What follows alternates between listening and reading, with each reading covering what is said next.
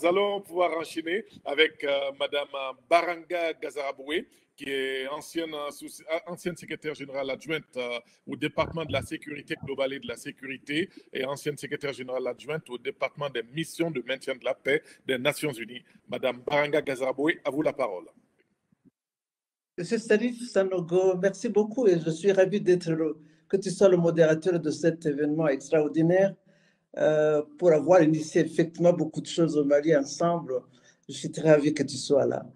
Et j'en profite aussi avec beaucoup d'honneur et une grande joie de voir que cet événement se réalise et soit réalisé par un jeune extraordinaire que j'admire beaucoup, Amadou. Tu es là. Je me souviens, et si vous me permettez, après je pourrai le protocole, mais c'est beaucoup d'émotions que j'évoque ça parce que Amadou est parmi les jeunes de la diaspora qui peuvent être des modèles en Afrique pour se permettre que quand on a une confidence, quand on a self-confidence, comme je le disais souvent, et agachiro, comme nous appelons ça en Kinyarwanda, c'est-à-dire la dignité, on peut faire parcourir des choses et surtout même faire soulever les montagnes. Et là, vraiment, c'est extraordinaire de voir comment un jeune homme qui s'est présenté à moi et qui croyait à cette conférence de la diaspora qu'on avait organisée au Mali et où il y avait la présence de beaucoup de dignitaires, mais surtout ces jeunes-là m'ont montré une soif de revenir chez eux et de construire quelque chose chez eux. Et ces idées, avoir des idées comme ça et pouvoir être tenace et pouvoir réaliser ça, c'est vraiment pour moi un début de ce que nous appelons la réussite africaine. Donc, encore une fois, bravo Amadou et bravo à toute ton équipe parce que vous avez réalisé des choses extraordinaires. Et surtout, deuxième chose que je voulais mettre l'accent là-dessus pour vous féliciter, vous avez dit vous-même, vous avez cru en vous et vous n'avez pas demandé de résultats parce que vous avez opéré, parce que vous avez pu dire par nous-mêmes. Bravo encore une fois. Et alors, je profite justement de ce moment pour dire encore une fois, j'ai un profond honneur avec les grands que nous avons ici avec nous.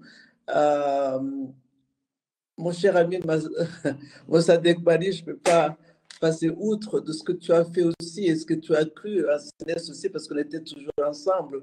Et surtout, te voir aujourd'hui occuper le président du Conseil national du Parlement au Mali, qui a connu beaucoup de soubresauts, mais où on a toujours cru que l'économie africaine passe toujours par ses dirigeants du secteur privé et du secteur public qui se donnent la main. Et là, aujourd'hui, malgré ce que le Mali traverse, moi, je suis convaincu que le Mali va démarrer et va étonner les nations. Parce que c'est un pays extraordinaire qui regorge de ressources naturelles, etc., mais surtout des personnes qui ont des valeurs. Et j'ai eu la chance de servir au Mali plus d'une fois. J'étais représentant des Nations Unies. Après, je suis revenu comme secrétaire général après un problème de sécurité qu'on a connu. Mais je crois beaucoup en vos valeurs parce que je crois que vous pouvez démontrer que malgré les difficultés, le Mali se tient debout. Encore une fois, félicitations à la population malienne et à vous tous qui nous écoutez parce que ça se passe à Bamako et cet événement se passe à Bamako. Oui, effectivement, malgré tout ce qu'on entend à la radio, à la télévision, voilà la réalité des choses qui se passent au Mali, à Bamako. Bravo à vous tous. Et alors, j'en profite aussi pour féliciter ceux qui ont déjà parlé avant moi. Vous avez évoqué des choses extraordinaires. Monsieur Aïta Yala, vous venez de nous faire une démonstration de ce que c'est justement l'Afrique et l'Afrique que nous voulons. Et mesdames ont déjà beaucoup parlé de cette agenda 2030-2063. L'Afrique que nous voulons, c'est justement, ça commence maintenant. Mais aussi, Madame Amal Efala nous a vraiment mis déjà dans le bain du sujet en parlant de tout ce qui doit se faire maintenant au niveau de régulation, au niveau de l'éthique et d'autres possibilités à venir. Alors, moi, je tiens à souligner deux aspects peut-être. J'étais invité dernièrement à Boston, j'étais le keynote speaker pour adresser la parole aux élèves qui devenaient graduate classe 2023 dans l'école que j'ai fait à Earth International Business School. Et j'ai rencontré cette jeune aussi qui va, jeune dame dynamique, Imer, qui va, je crois qu'elle est avec nous dans cet aspect. Mais quand on parlait de tout ce que nous sommes en train de vivre, j'ai eu cette chance de discuter justement avec les profs qui étaient là et tout le monde parlait de l'innovation et de transition technologique. Alors, j'ai eu aussi cette chance de discuter avec quelques profs à MIT et j'ai même eu la chance de visiter la grande classe de biotechnologie où l'innovation se passe réellement. Et j'étais fasciné par le fait qu'on est ignorant de beaucoup de choses qui se passent et comment ça se fabrique. Salif était en train de nous parler de comment, quand on fait au niveau de l'Internet, il y a des messages qui vont là-bas, etc. Mais moi, j'étais fasciné par le savoir-faire qu'au niveau aujourd'hui, on est en train de parler artificial intelligence au niveau de tout le domaine. Et surtout le domaine médical, c'est ça qui m'a fasciné. Où est-ce qu'il est en train de se faire qu'une personne handicapée, on puisse placer une puce dans son cerveau et les machines qui étaient complètement détruites commencent à marcher justement parce qu'on a cette possibilité de faire marcher avec cette puce artificielle qui est placée dans son cerveau. Et donc, petit à petit, je me suis demandé, mais que sommes-nous en train de faire en Afrique? Et c'est par grande chance que j'ai vu et grande admiration que ce sujet est d'actualité et que vous êtes les premiers, Digital Africa, à parler réellement de ce sujet en réunissant 50 000 participants, comme vient de le dire M. Ayeta Yala, et comme aussi on a des experts qui sont africains et qui veulent cette volonté d'aller de l'avant. Madame la ministre de la Guinée vient de parler de ce qu'ils sont en train de faire en Guinée. Madame la ministre aussi, peut-être on va écouter aussi le malice que vous êtes en train de faire. Mais je me trouve à Kigali, au Rwanda, où j'ai été fasciné par la vision technologique de ce que ce pays a avancé. Parce que j'étais parmi des gens qui étaient de la diaspora rwandaise et qui voyaient ce que nous avons subi au Rwanda et qui pensaient que non, on ne peut même pas mettre l'argent dans cette avancée technologique. Mais quand je vois aujourd'hui ce que ça a donné 30 ans, presque 30 ans après le génocide, je suis en train d'être fasciné par ce domaine justement où les jeunes font des startups, où les jeunes sont en train d'étudier depuis l'école primaire à manipuler certaines opérations et à présenter comme une certaine compétitivité des jeunes brillants dans la science, dans les maths. Et là, franchement, je me suis dit, on a encore de l'espoir en Afrique. Et quand je parlais justement quelqu'un parlait de la population et des opportunités, mais aussi des contraintes que nous allons avoir en Afrique. Moi, je passe souvent au niveau des opportunités en avant, qu'aujourd'hui, selon les chiffres, j'ai vu que nous sommes dans 50 ans, dans les 25 ans à venir, la plus grande population jeune, avec 22% au niveau global. Et la grande donne, c'est qu'aujourd'hui, on se rend compte, ces conversations, ces possibilités de dire la solution aujourd'hui, c'est quoi? C'est tout c'est l'investissement aujourd'hui dans l'éducation, dans la formation.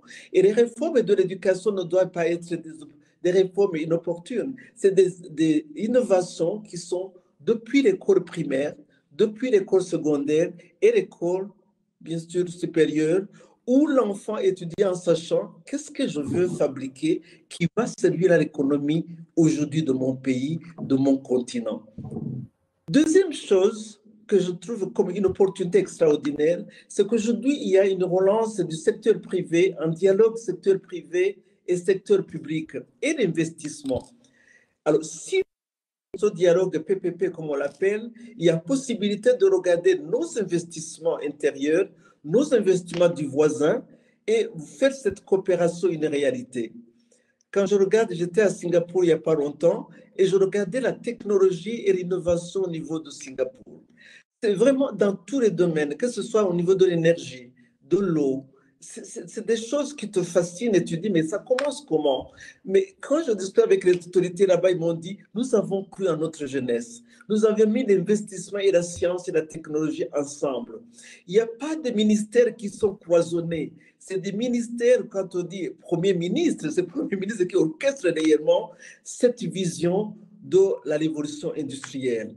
Et c'est, je pense que au niveau de la gouvernance mondiale que nous sommes en train de voir, on peut s'occuper des autres, regarder les autres, mais nous sommes en Afrique.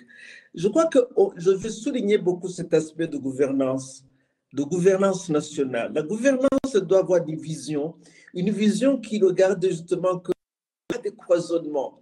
J'ai connu beaucoup de pays africains où on a eu tel ministère de l'éducation, ministère du secteur privé ou de la promotion de l'entrepreneuriat, de l'emploi, ministère du plan et de la coopération. Est-ce que s'il y a dialogue, c'est un défi qu'on se donne? Est-ce que si nous voulons orienter notre pays vers l'Afrique que nous voulons, pensons-nous à ces réformes internes qui vont nous aider aussi à regarder l'autre à côté et regarder si nous pouvons faire la coopération. Je suis très fasciné de pouvoir justement écouter Madame la ministre de la Guinée.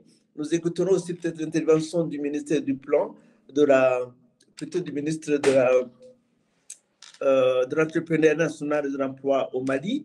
Mais si c'est déjà deux pays qui sont frères, où j'ai eu aussi l'occasion de servir dans ces deux pays, c'est fascinant parce que c'est vraiment les deux poumons dans un même corps, comme disait Sékou Touré.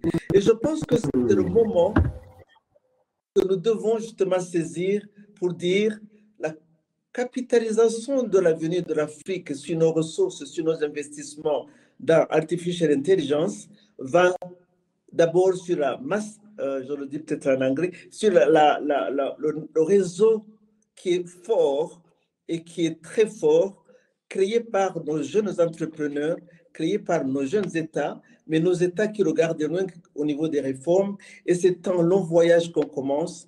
Et je suis très fasciné d'être dans ce voyage et de vous accompagner. Encore une fois, Diawara et toute ton équipe de Cluster Digital, tous les présidents d'honneur et présidents des différents clusters, je vous remercie beaucoup en vous disant, je m'embarque avec vous. Et justement, après, le souhait que j'aimerais émettre, c'est qu'après cette conférence et en mettant tous les points en avant dont on a discuté, ce n'est qu'un début dans nos voyages. Trouvons un autre moment où peut-être nous allons vous voir physiquement et réellement peut-être être des pionniers qui vont aider cette université virtuelle ou cette université qui existe déjà, mais comment le faire sur le continent pour que ce network, ce réseau d'artificial intelligence, tout ce qu'on apprend d'un pays à l'autre puisse être réellement une réalité dans notre révolution industrielle. Je vous remercie beaucoup de votre attention.